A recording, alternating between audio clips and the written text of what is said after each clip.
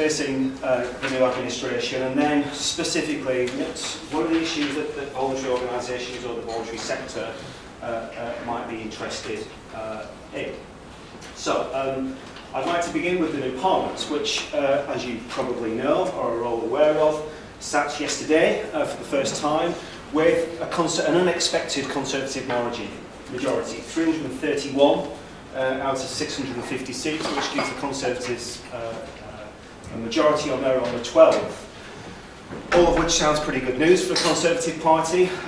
They've argued that it makes it easier to govern for them, easier to deliver their manifesto promises, but on the other hand, it's actually a much smaller majority than what they served with over the last 5 years, because they don't have their coalition partners anymore.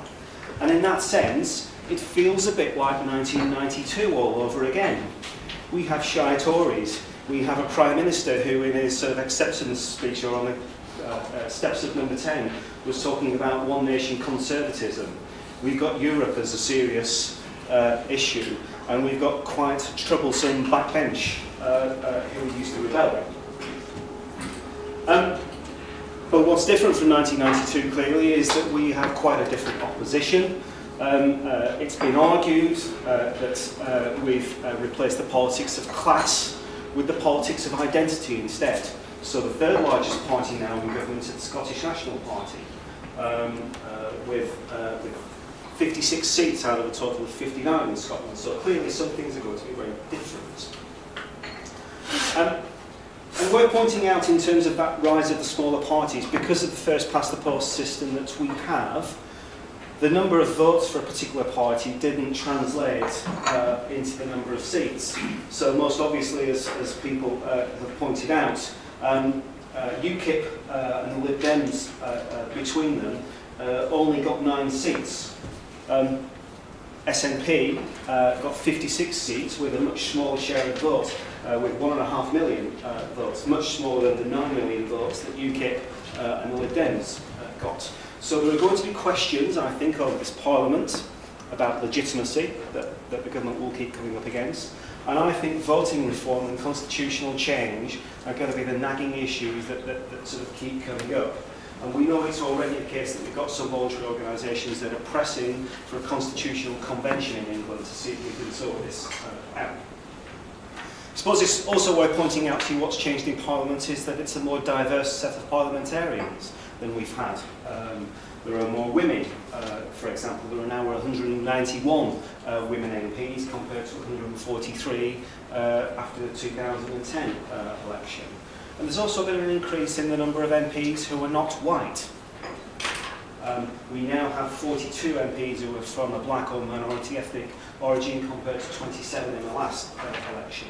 So Parliament is certainly different. But it's also different in the sense that in this Parliament there are actually 182 new MPs. Yeah? So people in Parliament for the first time. And some of those people have voluntary sector experience, some don't. For example, Suella Fernandez, who's on the Conservative benches, is a former chair of the Africa Justice Foundation. Joe Cox, who's on the Labour benches, previously worked for Oxfam and the NSPCC. And Fangin Debonair previously worked for Women's Aid and Respect. So we think that there are a greater number of MPs who have some sort of voluntary sector experience. And probably just worth pointing out that there are some familiar faces coming back. So existing MPs who we might not have expected to come back in a couple of cases. So Nick Hurd is back. I don't know if you all know, he sort of survived the potential threat of HS2 going through his constituency, and the fact that he voted for HS2, which a number of his constituents weren't particularly happy about. Lisa Nandy kept her seat in Wigan as Shadow Voluntary Sector Minister. And indeed, she still is the Shadow Minister until September at least. Bernard Jenkin came back, who you may know previously is the chair of the Public Administration Select Committee. But all the Select Committee chairs, they're now all up for grabs. And that includes the Public Accounts Committee, which you might remember Margaret Hodge chaired. That's now up for grabs. That traditionally goes to an opposition member of Parliament. And Graham Allen is coming back, who you might know was chair of the Political and Constitutional Reform Committee. So those of you who have an interest in the Lobbying Act, Graham Allen was chair of the committee that was looking at the Lobbying Act. Just one other thing about Parliament in terms of wider trends. The last 5 years of Parliament saw more rebellions than in living memory. Yeah? Partly because of the makeup of the coalition and Conservative MPs wanting to rebel, but coalition MPs rebelled in something like 35% of votes. So there's a habit there that isn't just going to go away. And as I said before, with a majority of 12, clearly it's going to be trickier to get some issues through Parliament. And also worth noting that John Bercow was re-elected as Speaker yesterday, and Bercow is widely regarded as a Speaker who stands up for backbenchers. So I don't think that sort of culture or habit of rebellion is necessarily going to change that much in this Parliament.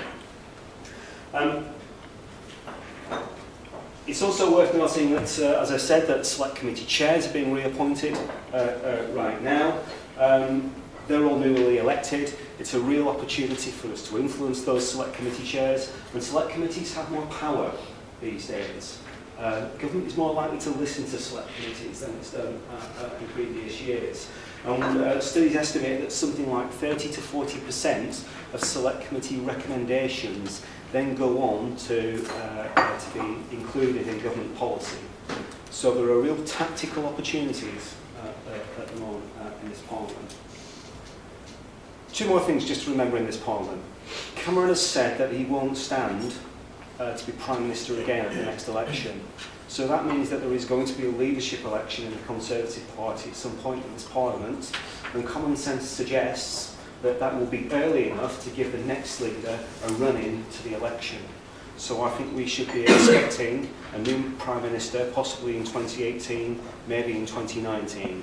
Year, possibly 2 years, possibly 18 months rather before the next election.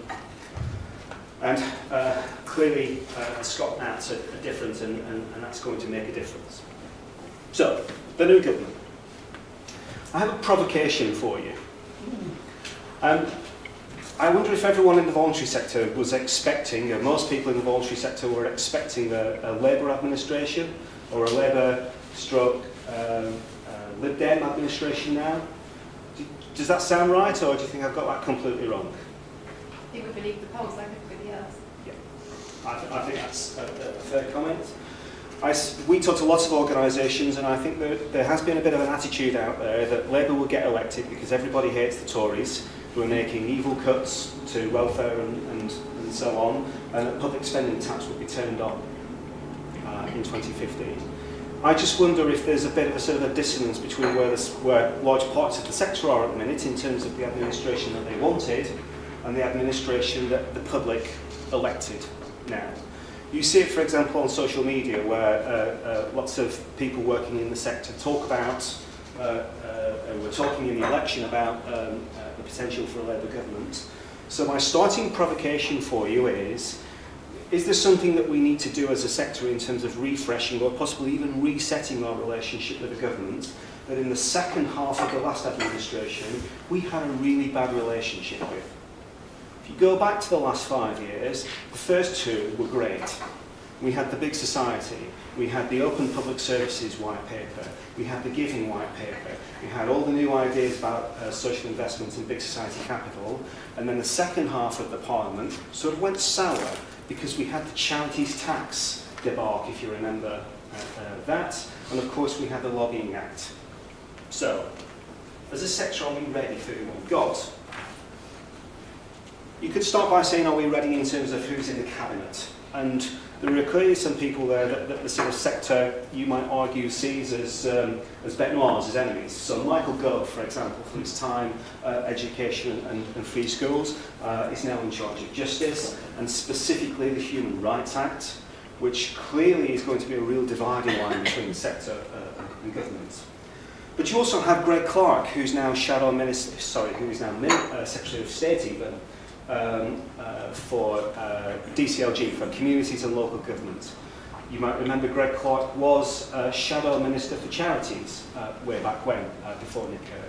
So he's someone who clearly gets the sector. At Culture, Media and Sport around the table, the Secretary of State is John Whittingdale, who is widely in the news at the minute because he despises the BBC, allegedly. And he thinks that the licence fee is a teletax, is the expression. He's an Iron Maiden fan as well, by the way, which makes him a good man in my book. And then Matt Hancock at Cabinet Office, who is Minister of State at the Cabinet Office, so ultimately he's responsible for voluntary sector policy. I went to a meeting of the Taxpayers Alliance the other night at Clive. I was with one of your colleagues, Tom, there.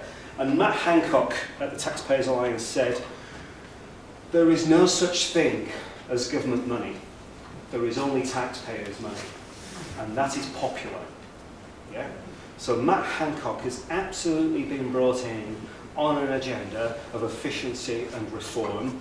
And more importantly, Matt Hancock is formerly George Osborne's Chief of Staff. So what we saw in the last 5 years in terms of the efficiency and reform agenda was a sort of an internecine warfare between the Cabinet Office and the Treasury. I don't think that's going to happen in the coming 5 years, certainly not with Matt Hancock in Cabinet Office and Osborne in Treasury. So are they going to up the ante on efficiency and reform? So did you say he's the charities minister now? The Charities Minister is still Rob Wilson. So meet the new boss, same as the old boss. But Rob Wilson's boss is Matt Hancock. It's a slightly confusing situation in the Cabinet Office now because you have Oliver Letwin, who is Chancellor of the Duchy of Lancaster, but Matt Hancock is Secretary of State for the Cabinet Office. So, worth mentioning the opposition. One might suggest that the opposition are in disarray at the moment. Can't quite pin down what was the cause, or what was the reason that they lost. Was it just Ed Miliband? Was it the fact that nobody trusted them on the economy? You have leaders from both left and right of the party. I don't know about you, but I was listening to the World at 10 or whatever it is on Radio 4 last night, and they seem to be now anointing Andy Burnham as the next Labour leader, which would imply a shift to the left. For the Lib Dems, who are now down to 9 MPs, Tim Farron is a front runner, along with Norman Lamb, who is former Health and Social Care Minister. But if you look at the pages of Conservative Home at the moment, they're very clearly talking about what does a second-term government do? They talk about the fact that second-term governments are always the ones where they're in third, fourth gear, where they take the opportunities that they perhaps didn't take in the first term, that they've learned how to run government in the first term, so the second term is about really pushing forward on the agenda. And they're also arguing that in the second term, when you have the opposition in disarray and they're not able to challenge at the moment, now is the time to make the big changes and potentially the unpopular changes. Also worth mentioning the SNP as well. The SNP are now the third largest party in Parliament, and in terms of how Parliament works, that's quite important because they now get a much larger amount of what's called short money. So in other words, money to run your administration as the opposition. SNP get much more money, Lib Dems get much less money. Yesterday I didn't see the pictures, but apparently the SNP was sitting on the benches behind the Labour bench, so that they are visible on the camera all the time. So there's a real statement of intent from the SNP about how they want to form the opposition. Does that all make sense? Does anyone want to ask me anything at that point? Okay, I shall take your silence as approval.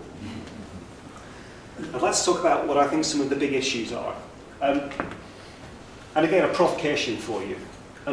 In 2010, I wonder if we were the big issue.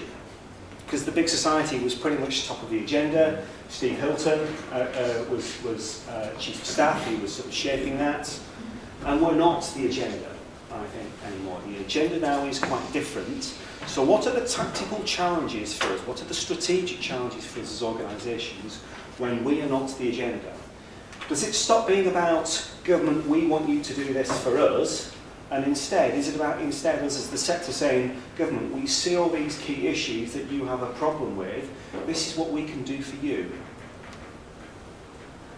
So, first up, I think one of the biggest challenges facing Cameron now in government is Europe. Okay? So he's setting George Osborne off to go and renegotiate in Europe. But from what I can see at the minute, there is no clear plan about what it is that they actually want to renegotiate. What are the asks that they have to face? And with a majority of 12, whatever he comes back with, I suspect is not going to be enough. Analysts estimate that there are between 60 and 100 Conservative backbench MPs, between 60 and 100 Conservative MPs who think Britain should leave Europe at the minute. But it's not just about grabbing power from above, it's also about giving power to below. You almost sort of think in the next 5 years, the National Parliament has got some real thinking to do, but if it's going to hand power out downwards, what is it left to do? So it wants to grab power from upwards, from Europe, and devolving power away from the centre. Did you get that? Devolving power from the centre to the locality is going to be one of the defining themes of this Parliament about how to do that. And it feels like it's going to be incredibly messy. Okay, you potentially have different devolution arrangements for Scotland, Wales and Northern Ireland. And then in terms of England, we potentially have English votes for English laws, so-called evil proposals. You've got this idea of the Northern Powerhouse, where you will devolve more power to Manchester specifically, but only if they agree to have a city mayor, which at the minute, from what I can see, they don't want. And the devolution arrangements that Osborne is proposing are entirely based on the idea of having city mayors. But what does that then mean for shire counties, for rural hinterlands of areas? No one's quite worked this stuff out yet. So, again, how much parliamentary time in the coming months is going to be spent on these issues? And for us as voluntary organisations, if more power is going to be devolved, for national organisations, what does that mean? There's going to be more money and more power devolved, I think, to local levels. We've already seen that in the last Parliament with police and crime commissioners, with local economic partnerships, with clinical commissioning groups. That's going to continue.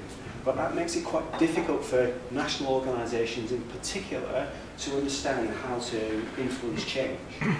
How's that going to stack up with dear Mr. Osborne's plans for austerity and budget cuts and things? Right. So the question was, how does localism stack up with austerity? Okay. So if Europe and localism, Europe and devolution are the first sort of two big challenges of Parliament, my next one is about spending. This diagram is from a friend of mine called Flipchart Fairy Tales. If you're interested in some commentary on the economy that's for the rest of us that you can understand, I thoroughly recommend that you follow his blog. And he did this diagram, I think this is probably about 18 months old, and in some respects it's actually out of date now because the promises that have been made by all political parties have way exceeded one might argue, the stupidity that's on here. And what he's essentially arguing is that all political parties were going into the 2015 election with, broadly speaking, three sets of promises. The first is that they would eliminate the deficit by 2019. Well, the government that we have in power now has said that they will move to surplus before the end of the Parliament. The second promise is that there will be no tax increases. Well, again, wasn't in the manifesto. It was post-manifesto when the Conservatives were worried about the fact that they weren't going to win. They promised a triple lock in terms of taxation. No increase in national insurance, no increase in the basic in income tax as well. And I'm sorry, I've gone blank. No increase in VAT. VAT, no increase in VAT. Okay. And the third promise is no cuts in public services. Again, the promises pre-election went in the opposite direction. An extra £8 billion on the NHS is what the winning government have produced. So, to give you an example there, if you want to eliminate the deficit and you want to keep spending level, it requires an 8p increase in the basic rate of income tax. Yeah? So when you combine all the three promises together, Rick argues we're in la-la land, which is the centre. Okay. I would argue that who'd ever won, this is not a commentary specifically on the Conservative Party that won, I think whoever won would have faced this issue, especially given the promises that were made. And I really worry about us as a voluntary sector in the sense that we're not high on the political agenda, and if you have locked yourself into this position where you want increased taxes, I think that they will be looking at whatever they can do at the moment to widen or broaden the tax base at the moment. So we have a business rates review that's partially underway at the moment. We have an emergency budget on the 8th of July. We have a comprehensive spending review in the autumn. It's quite possible that we will have 3, possibly even 4, fiscal events in this calendar year where the Chancellor lays out spending plans and potential change for us. The one I'm especially worried about is the spending review that's going on over the autumn. Okay? I think there's still time to influence on the spending review, but the civil servants that we talk to suggest that work started on that spending review before the election. Okay? And in that spending review, I'd be really surprised if we don't see machinery of government changes. Okay? So look at the Taxpayers Alliance again. If you look at a report that they produced in March, they argued that we should go from, I think it's something like 23 government departments down to 9 government departments. Because of the way that promises have been made about protected spending, health, education, defence, those are protected government departments. Yeah? So if you are working in an area that's not a protected government department, they are much more highly geared towards cuts than the other departments. Does that make sense? Yeah.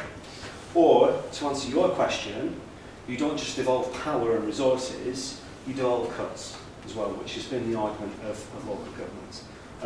And my friends in local government tell me that they've done all the low-hanging fruit, they've done all the sort of outsourcing everything, they've done all the sort of squeezing into a smaller space, and they tell me that they don't know what to do now. It's quite an interesting situation. I'm on a food bank in Tunbridge Wells, and we're lucky enough, our MP is actually Greg Clark, and he's excellent. But we're being told by one of the main housing associations that when the council are now sending bailiffs in to social tenants who haven't paid their council tax before the housing association can get into a court situation, so that there's a kind of payment plan or something for them. So it's kind of getting vicious, very vicious, and we certainly with the food bank we've noticed the numbers of referrals from people with domestic violence has doubled in the last 12 months. And to me that's about stress and alcohol, everything. But people are devising all sorts of methods of getting money out of people who are unable to pay, which has to be a threat to the voluntary sector, and I think it's going to get worse. So public services are going to be a key policy sort of battleground in the coming 5 years. And broadly speaking, that challenge is how do you give people the public services that they want, because attitudes towards what people want are changing. So for example, yesterday we want a 7-day NHS would be a good example of how expectations are changing.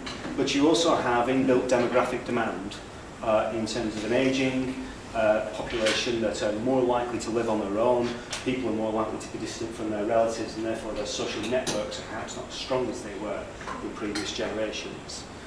I think the opportunity for us here in the next 5 years is going to be a narrative that's about demand reduction.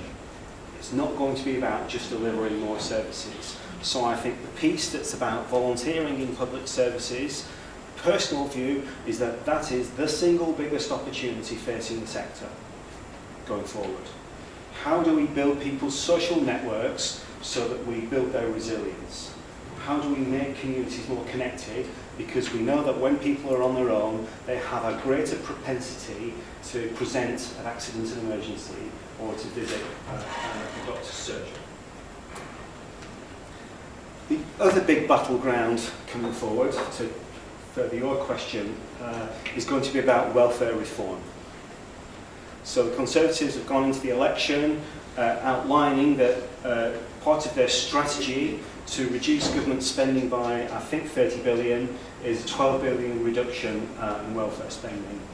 All the data that I see suggests that most benefits now are about in-work benefits, or they're about retired people. Actually, the slice of the cake that's about worklessness is actually relatively small. And one of the reasons that the Chancellor has got such a big problem in terms of the tax base is that many of the jobs that were created over the last Parliament were relatively low-paid jobs. And I'm looking at Cliff for a moment here. It's my understanding that in terms of the big rise in self-employment, arguably one of the issues that's happened there is that there's been a shift in benefits. So instead of people claiming job seekers allowance, they're then claiming in-work benefits because lots of self-employment is actually quite lowly paid. So, yeah, I mean, there's a huge increase in self-employment, a lot of which is part-time. So it's not necessarily low, there's about 30% that is low pay per hour. Yeah. But a lot of it is low pay just because people haven't got a lot of hours. And often they don't want a lot of hours, actually. It's not necessarily by force, it's by choice. Yeah. So, people sort of 55 to 65, big chunk of that age group. And when you say a relatively small slice, can you give us a clue? I don't have those numbers in front of me, but I can send them to you after the election. Again, at the risk of making a political statement, a lot of people of the left, want a better expression, have argued that sections of society have been othered, is the expression. It's always this idea that it's the others that are claiming benefits. And I think what the Conservatives are doing, and this is a difficult issue for many people in the sector, they're tapping into a changing social attitudes. There's lots of evidence that the millennial generation have different expectations about what the state should do. And there's also evidence that people are more interested in what's being called a vertical welfare state, and they're not interested in a horizontal welfare state. So a vertical welfare state is where you were born. You depend upon that welfare state, you take out. You go to school, you take out. You work, you put in, and then you retire and you take out. Whereas a horizontal welfare state is where you put in, and then the people around you put in, but they also take out, and they may be taking out some of yours. That makes sense.